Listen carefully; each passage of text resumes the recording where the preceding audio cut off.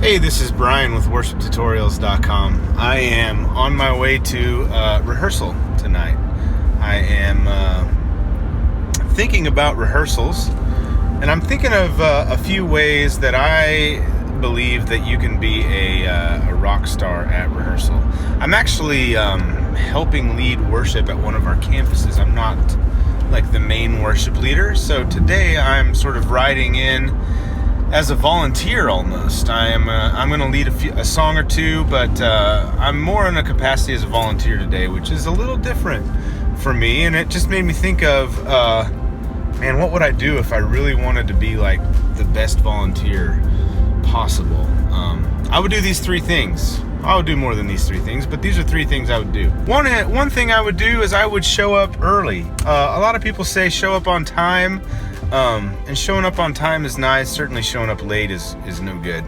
But I think early is better. And I would do, and I am going to be a little early, but not as early as I'd like to be. But I would show up early and I would ask this question. I would find the guy in charge or the girl in charge, the man or the woman, I should say. And I would say, what can I do to help you? That will bless whoever is leading your worship ministry. So 1, show up early. On time is not good enough. 2, show up prepared. So I have spent time this week and I have memorized all the songs that we're doing. I think that you need to memorize your songs, and that's what I do. That's what I've done this week. So show up on time and show up prepared. And I think that rehearsal is not a time to learn the songs. I know a lot of people approach rehearsal as a time to learn the songs. I think that's a terrible idea. I think rehearsal is the time where you kind of learn everyone else's part. So you kind of learn how what you're going to play fits into the larger context of the song for the songs. And then you also learn, how are we going to get from point A to point B? How are we going to transition from this worship set into announcements, and from announcements and back into worship, or whatever you're going to do? How are we going from worship into the message? That kind of thing. So really, if you don't know your songs when you get to rehearsal, you're going to waste everyone's time, and nobody likes that.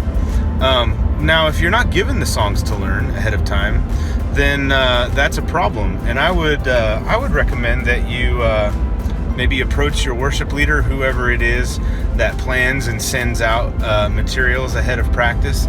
I think a good rule of thumb is 2 weeks.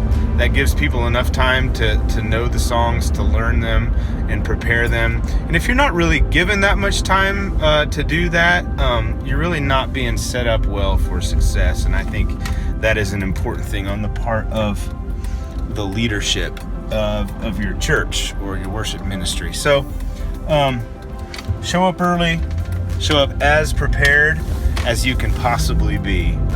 But the goal there would be to have everything memorized, in my opinion.